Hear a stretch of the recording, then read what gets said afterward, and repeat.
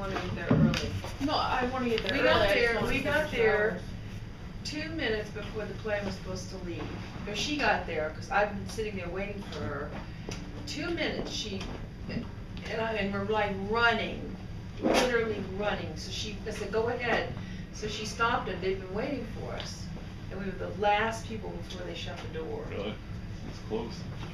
It was so close, almost missed it. Until I was in my early 30s. It added a kind of drama to life. Yeah, but she can't do that romantic run for the plane. The romantic run. No, that was an accident. I don't generally do that. No, it's usually like 10 minutes before. Sam used to go to the movies like right at the last minute. Like I was gonna say that. I go over to your place at night over in Boca and say, hey, what you doing today? He goes, hey, let's go see a movie. Hey, there's one that starts in 10 minutes. And I'm like, I like to get there a little ahead of time. So I remember one time we raced in there. Sam had this big thing of popcorn. There's only 2 places left, and the movie's already started, you know. Sam sits down, he's like this big, and there's this 2 little ladies behind him. And he's like, and I'm like slinking down, and these ladies, like, I hear them back, like, I can't see. They were oblivious to all of that. And I was like, yeah, I'd rather be late for a movie than early. I remember that. Sitting there watching what is this, the Pepto-Bismol, the guy who sells Coke, jump up and down and the fizz just drives me nuts. you're paying for a movie, you shouldn't have to watch commercials. I don't think. You can show a preview or two, that's okay, but no commercials. Yeah. I do like watching the trailers, but sometimes, you know, it just takes longer to get places than you thought. And you just don't care that much. It's not that big of a thing. Mike, you've got some kind of phobia about movies, I think. Yeah. I mean, you really don't like going into crowded movies. I don't like going in late and having to search around. I get there. I don't mind if I don't like get there really early. packed either. You know, like going. I don't like going, period. I don't like theaters? going to movies. I'd rather watch it at home. I love going to movies. I do. I mean, the wraparound experience is much better. I've got good TV at home on my wine, but it's still not the same as seeing it Yeah. It's on not the widescreen. comfortable. How many people here have seen Avatar in 3D? I saw it, but I didn't see it. I saw it at home. I went and saw it 3D IMAX theater. Oh, wow, that must have been something. And you guys have not seen. We watched it at home. Yeah, I've not seen Avatar. I I've seen it, but not 3D. You watched it with surround sound though. Seeing that That helped. the very first time, the way the director wanted you to see it, the way it was designed in 3D was, because I didn't want to wear the 3D glasses either. My friend, who was the theater guy, said, you should see it the way the director wanted you to see it. That would have knocked my socks off. I walked out of there walking on air. It was like, it was an event. It was like the very first Star Trek movie. You know? But I mean, nothing like Star Trek had been done. Not Star Wars. Star Wars. Yeah. The big thing coming in over if you had the beginning. Yeah. Remember the opening scene? Yes. Yes. The Imperial Cruiser. I remember you told me about how that blew you away. Yeah. Forgetting for the moment, of course, that you don't hear anything in space. In space, they cannot hear you scream. That was a quote from something. I remember that. It was from a movie. Aliens. I think that's what it was, Aliens. Yeah. Yeah, I liked Alien. I liked the first Jurassic Park. Yeah. That was another groundbreaking I know, that was big stuff. CGI. No, there's one that I thought was as good as the book. Yeah. What? The first Jurassic Park. It looks very different, isn't it? Yeah, I remember reading some of it. Jurassic Park was great. I think the first Terminator was fantastic. The first Alien Sigourney Weaver. That was scary. Sigourney Weaver Yeah. as the heroine. That was great. I mean,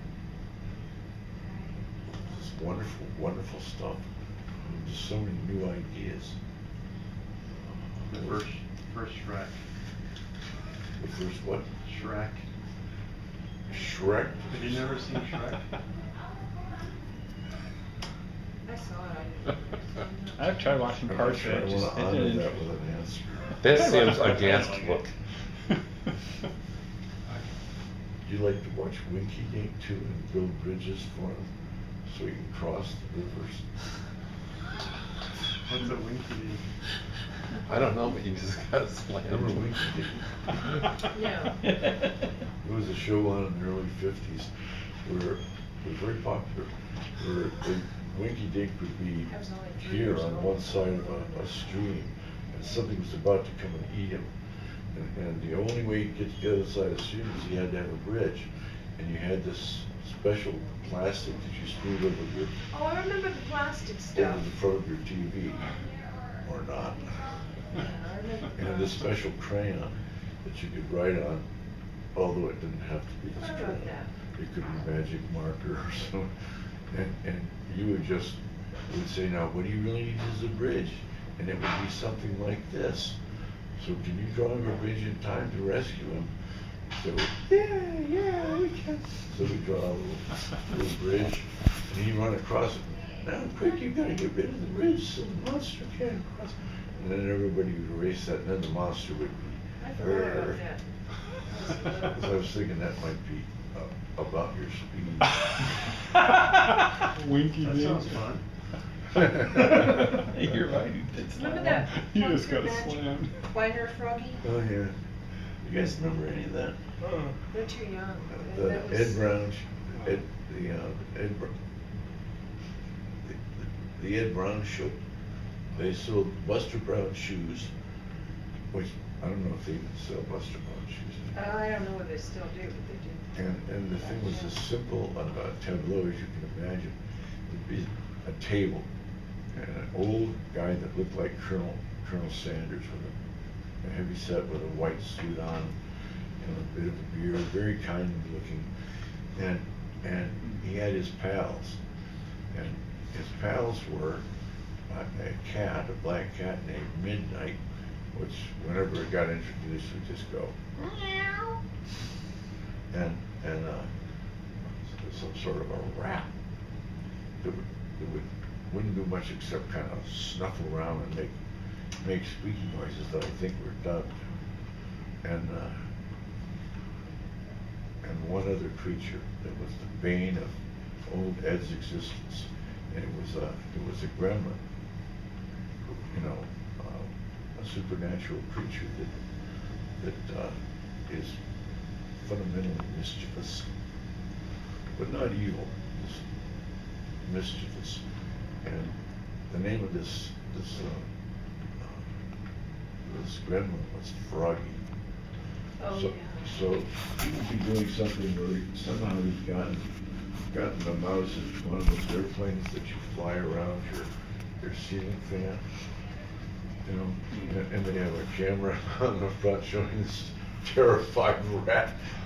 And you're just wondering what the fuck, how he's gonna get out of this. And Midnight looking up at him sort of hungrily. And, you know, it's the kids thing. And there'd be a little peanut gallery of kids who are all laughing, and Ed would ask him these softball, easy questions. Do you think that we should give Squeaky a ride in the airplane? And what kid isn't gonna say, yeah? Well, that sort of thing. Well, Froggy was always in there throwing his twisters, trying to find things to one, disrupt the show, and two, make himself appear more important than the other members. He had an incredible inflated sense of own self-importance. Well, sometimes things would start going wrong, like something would break or he wouldn't be able to, I know I left that wrench right over there. What happened to it? Well, the kids in the audience were all saying, Froggy took it, Froggy took it. But Ed would sort of pretend not to hear, until finally he'd say, well, what was that? Froggy took it. That Froggy. And Froggy could stay invisible until you said the magic words, which were Froggy, plunk your magic, plunk your Twanger. magic twanger, Froggy, and you'd hear at which point Froggy would appear with his like, you know, superhero coat, you know, just handing it up to the kids, and the kids loved him because he was always getting away with the shit that they wanted to get away with, but couldn't. And so he could act out and Froggy, in his turn, loved the adulation. I mean, he basked in it. He would do anything to get these kids, you know, thinking he was pretty cool. Anyway, that was. Well, you remembered everything about that. You must have liked that. I sent a thing to a friend recently that he had said one of his earlier letters that made me think of it. And I said, plunk your magic twanger, Froggy. And then I the kids, hiya, and he's hamming it up. And he sent me back, he said, God, that brings back memories. So I remember I wouldn't miss that on Saturday. It Yeah, came on. everybody watched that back then. And What was Howdy it called? Doody. Sorry. Howdy Doody. The Buster Brown Show. Was that Oh. the Buster Brown show? Yeah, I forgot that too. I wonder if that's where the ghoul got that. Hey, Yeah. Froggy. Hiya, Froggy. hiya, hiya, hiya. Froggy come out there dancing around and stuff. Yeah. Pluck your magic twanger. Yeah. Plunk your magic twanger, Froggy. Our department used to say that. Oh, really? Never knew it from this. You must have been. You guys were Yeah, just it was. not quite as